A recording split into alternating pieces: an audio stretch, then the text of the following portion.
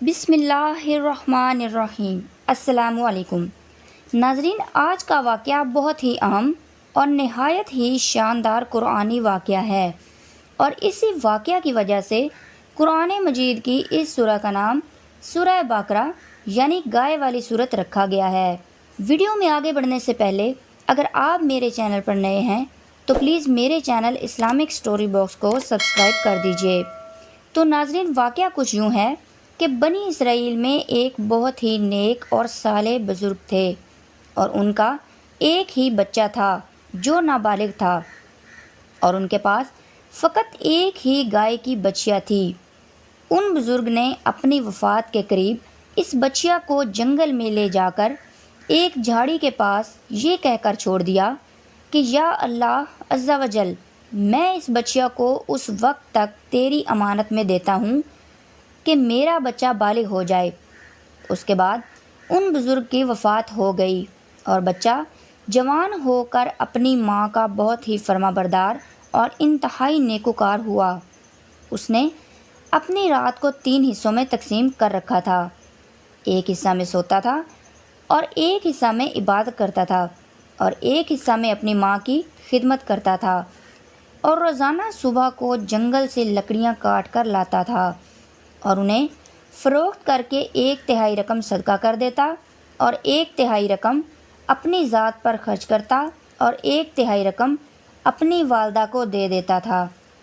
ایک دن لڑکے کی ماں نے کہا کہ اے میرے بیٹے، تمہارے باپ نے میراث میں ایک بچیا چھوڑی تھی جس کو اس نے فلاں جھاڑی کے پاس جنگل میں خدا عز و جل کی امانت میں سونپ دیا تھا۔ اب تم اس جھاڑی کے پاس جاؤ اور جا کر یوں دعا مانگو، اے حضرت ابراہیم و حضرت اسماعیل و حضرت اسحاق علیہ السلام کے خدا، تو میرے باپ کی سونپی ہوئی امانت مجھے واپس دے دے۔ اور اس بچیا کی نشانی یہ ہے کہ وہ پیلے رنگ کی ہے، اور اس کی کھال اس طرح چمک رہی ہوگی کہ گویا سورج کی کرنیں اس میں سے نکل رہی ہیں۔ یہ سن کر لڑکا جنگل میں اس جھاڑی کے پاس گیا اور دعا مانگی، تو فوراً ہی وہ گائے دوڑتی ہوئی آ کر اس کے پاس کھڑی ہو گئی، اور یہ اس کو پکڑ کر گھر لایا۔ تو اس کی ماں نے کہا، بیٹا، تم اس گائے کو بازار میں لے جا کر 3 دینار میں فروخت کر دو، لیکن کسی گاہک کو بغیر میرے مشورے کے مت دینا۔ ان دنوں بازار میں گائے کی قیمت 3 دینار ہی تھی۔ بازار میں ایک گاہک آیا جو در حقیقت فرشتہ تھا۔ اس نے کہا کہ میں گائے کی قیمت 3 دینار سے زیادہ دوں گا، مگر تم ماں سے مشورہ کیے بغیر گائے میرے ہاتھ فروخت کر دو۔ لڑکے نے کہا کہ تم خواہ کتنی بھی قیمت دے دو، مگر میں اپنی ماں سے مشورہ کیے بغیر ہرگز اس گائے کو نہیں بیچوں گا۔ لڑکے نے ماں سے سارا ماجرا بیان کیا، تو ماں نے کہا کہ یہ گاہک شاید کوئی فرشتہ ہو، تو اے بیٹے، تم اس سے مشورہ کرو کہ ہم اس گائے کو ابھی فروخت کریں یا نہ کریں۔ چنانچہ اس لڑکے نے بازار میں جب اس گاہک سے مشورہ کیا تو اس نے کہا کہ ابھی تم اس گائے کو نہ فروخت کرو، آئندہ اس گائے کو حضرت موسیٰ علیہ السلام کے لوگ خریدیں گے، تو تم اس گائے کے چمڑے میں سونا بھر کر اس گائے کی قیمت طلب کرنا، تو وہ لوگ اتنی ہی قیمت دے کر گائے خریدیں گے۔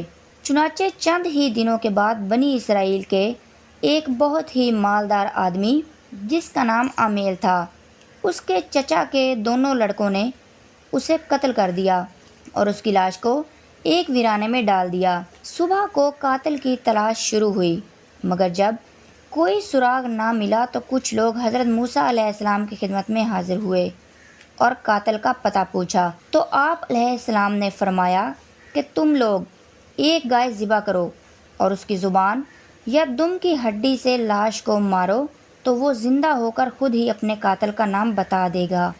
یہ سن کر بنی اسرائیل نے گائے کے رنگ، اس کی عمر وغیرہ کے بارے میں بحث و کرید شروع کر دی، اور بلاخر جب وہ اچھی طرح سمجھ گئے کہ فلاں قسم کی گائے چاہیے تو ایسی ہی گائے کی تلاش شروع کر دی، یہاں تک کہ جب یہ لوگ اس لڑکے کی گائے کے پاس پہنچے تو ہو بہو یہ ایسی ہی گائے تھی جس کی ان لوگوں کو ضرورت تھی۔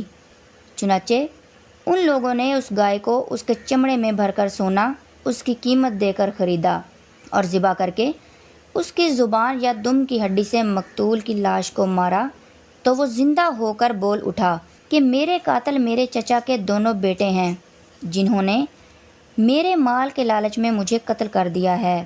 یہ بتا کر پھر وہ مر گیا۔ چنانچہ ان دونوں قاتلوں کو قصاص میں قتل کر دیا گیا اور مرد صالح کا بیٹا جو اپنی ماں کا فرما بردار تھا کثیر دولت سے مالا مال ہو گیا۔ ناظرین، اس واقعہ سے بہت سی عبرت انگیز اور نصیحت خیز باتیں اور احکام معلوم ہوئے۔ ان میں سے چند یہ ہیں جو یاد رکھنے کے قابل ہیں۔ نمبر 1، خدا کے نیک بندوں کے چھوڑے ہوئے مال میں بڑی خیر و برکت ہوتی ہے۔ نمبر 2، ماں باپ کی فرما برداری اور خدمت گزاری کرنے والوں کو اللہ پاک غیب سے بے شمار رزق کا سامان عطا فرماتا ہے۔ نمبر 3، اولاد پر شفقت رکھنا اور اولاد کے لیے کچھ مال چھوڑ جانا، یہ اللہ والوں کا طریقہ ہے۔